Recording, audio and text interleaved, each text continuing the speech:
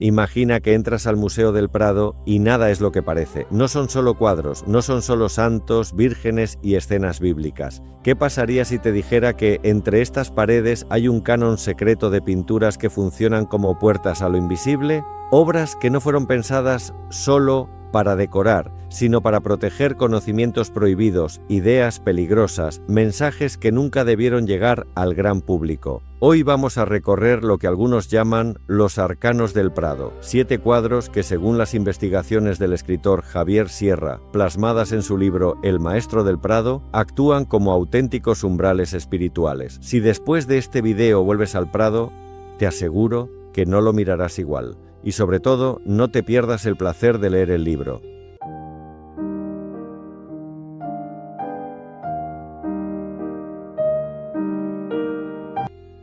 Empezamos con la obra que, en la historia de Javier Sierra, enciende la chispa de toda esta búsqueda. A primera vista, La Sagrada Familia, de Rafael, parece un cuadro devocional más. Dulce, armonioso, perfecto para rezar delante. Pero bajo esa apariencia inocente se esconde una idea explosiva, la posible doble identidad de Jesús. Según algunas interpretaciones, este cuadro sugiere que San Juan Bautista no sería solo su primo, sino su hermano gemelo. Y aquí es donde el arte se convierte en dinamita teológica.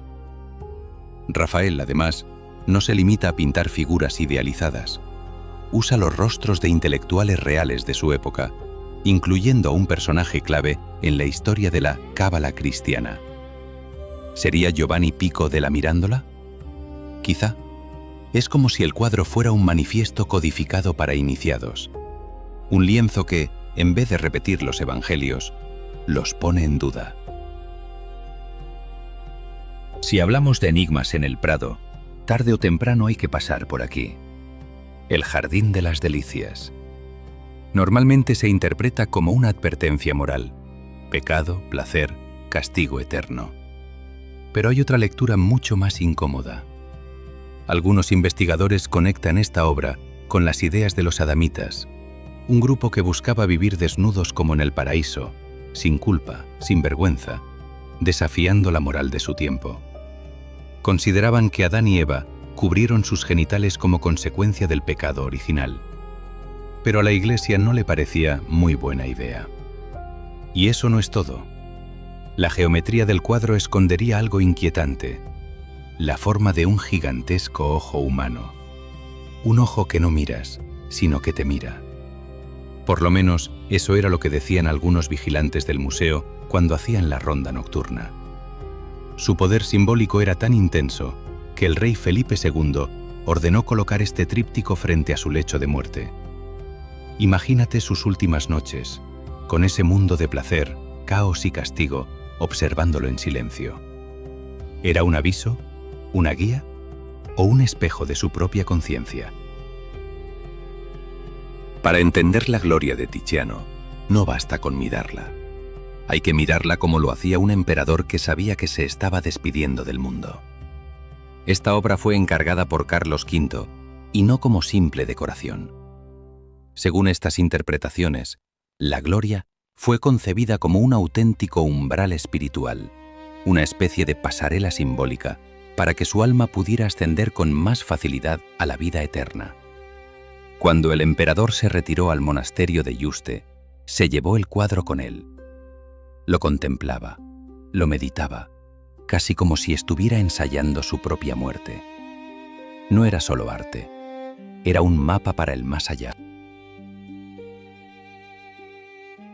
Juan de Juanes es conocido como el segundo Rafael, pero aquí hace algo que va más allá de la imitación. En su versión de La Última Cena, introduce un detalle que ha obsesionado a muchos investigadores: el cáliz. No parece un cáliz genérico inventado para el cuadro. Tiene forma, proporciones y detalles demasiado precisos. Por eso, muchos expertos sostienen que Juan de Juanes pintó el que podría ser el auténtico Santo Grial, el mismo cáliz que hoy se venera en la Catedral de Valencia.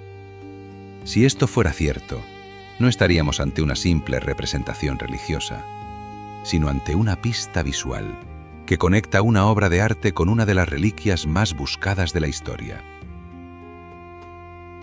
A primera vista, el triunfo de la muerte es puro terror medieval. Cadáveres, esqueletos, incendios, un mundo arrasado. Pero bajo esa orgía de destrucción hay algo más, un mensaje cifrado.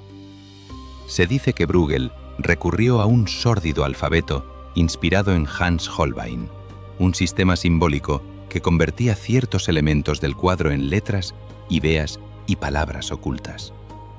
El resultado sería una especie de invocación visual, una obra que no solo representa la muerte, sino que llama a la muerte, que la invoca a través del lenguaje secreto del símbolo. No es un cuadro para decorar un salón, es un hechizo colgado en la pared. Con la primavera, Botticelli nos obliga a practicar lo que Javier Sierra llama la segunda mirada. Porque si solo pasas por delante y dices, ¡qué cuadro tan bonito!, te lo has perdido todo. Las investigaciones apuntan a que, detrás de esta escena mitológica aparentemente inocente, Botticelli escondió un secreto anatómico desconcertante. Algo que tiene que ver con el cuerpo humano, con la forma en que está organizada la composición, con proporciones que remiten a lo oculto. ¿Un embarazo? Quizá, aunque eso no encajaría mucho con la iconografía clásica. Es una de esas obras donde el arte se mezcla con la magia, la ciencia oculta y la herejía elegante. Un cuadro que parece celebrar la vida, mientras cuestiona los dogmas oficiales de su época. Llegamos al final con la joya del Prado, Las Meninas. Todos la conocemos, todos la hemos visto 1000 veces, pero pocas veces la hemos mirado como lo que podría ser, un cuadro mágico. Algunos estudiosos sostienen que la disposición de los personajes, sus posiciones exactas, el equilibrio entre luz y sombra, la presencia del propio Velázquez dentro de la escena, responden a la estructura de un talismán astrológico.